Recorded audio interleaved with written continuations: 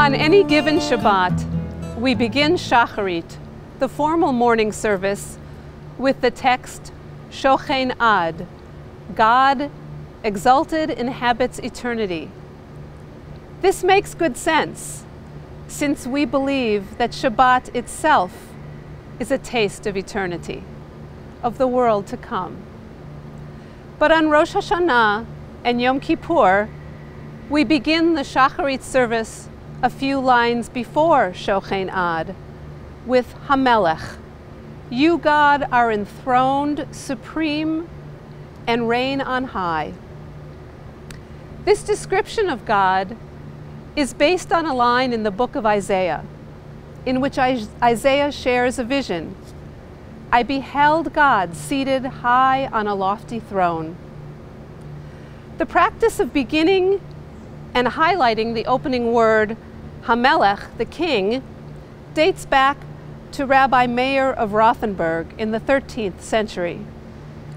There are many reasons given for emphasizing God's kingship on Rosh Hashanah, and especially at this early point in the service.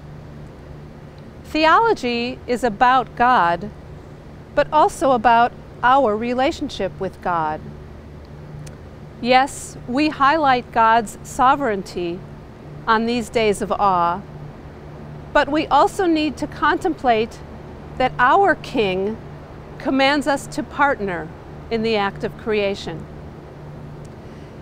It is what the great thinker Martin Buber called the dialogue with heaven. Buber wrote that the central teaching in Judaism is the idea that human beings can approach the King, the sovereign of the universe, and be heard. We hear Hamelech and take note of the awesomeness and vastness of God, and we balance that with an awareness of God's approachability. It is comforting to believe that God listens to us, even if our prayers are not always answered. It makes good sense to move the beginning of Shacharit to Hamelech, since much of the Rosh Hashanah and Yom Kippur liturgy highlight God's sovereignty. The emphasis becomes even more pronounced in the Nusach, the musical motif for the line Hamelech Hayoshev al Kisei Ram V'Nisa. You are God enthroned on high. The melody is plaintive, exalted, haunting.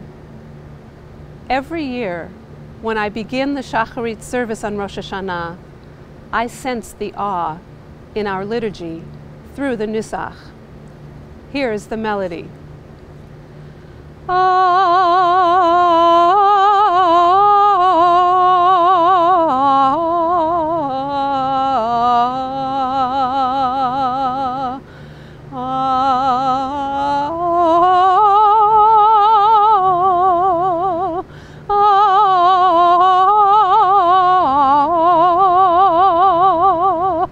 Hamelech hayoshev al kisei ram v'nisa.